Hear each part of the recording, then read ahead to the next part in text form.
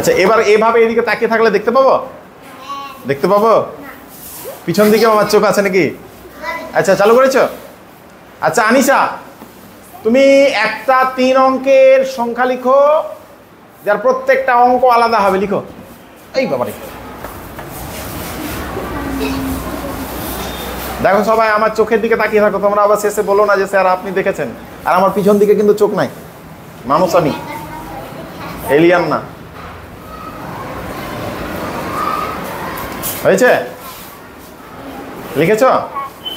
এবার সংখ্যাটাকে উল্টিয়ে তার নিচে লিখো। নিচেও লিখতে পারো, পাশেও লিখতে পারো, কোনো অসুবিধা নাই, উল্টিয়ে লেখো। লিখেছ? স্যার হয়ে গেছে। এবার বড় সংখ্যাটা থেকে ছোট সংখ্যাটা বিয়োগ করো।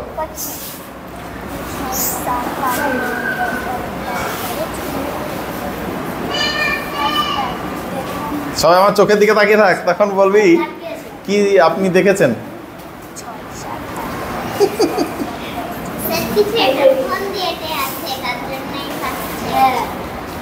হয়েছে? বিয়োগ হয়ে গেছে?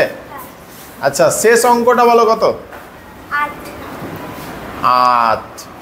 মানে আবারও প্রথমে 19, 198 উত্তর।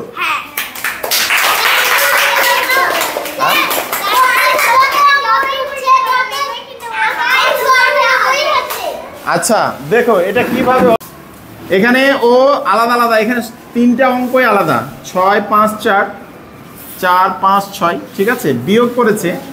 এই যে বিয়োগ ফল যেটা হবে সেটা সব সময় না, এই অঙ্কগুলো যে নতুন যে সংখ্যাটা পেলাম এগুলোকে যোগ করলে সব সময় 18 হবে।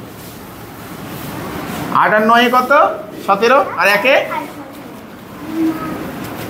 18, সব সময় সব সময় 18 হবে। তাহলে প্রথমটা বলে দিয়েছে, আর মাঝে সব সময় কিন্তু 9 আসবে। তাহলে 8 বলে দিয়েছে, মাঝেরটা 9, 8 আর 9 আমি যোগ করে নিলাম 17, তাহলে তার আগে কত? 1। এটা বলে দিলেই আমি প্রথম অঙ্কটা বার করে নিতে পারবো। আর মাঝের অঙ্কটা তো সবাই জানে, সব সময় 9 হবে, সব সময় মাঝে দেখবে 9 আসবে। বুঝতে পেরেছ? Very good.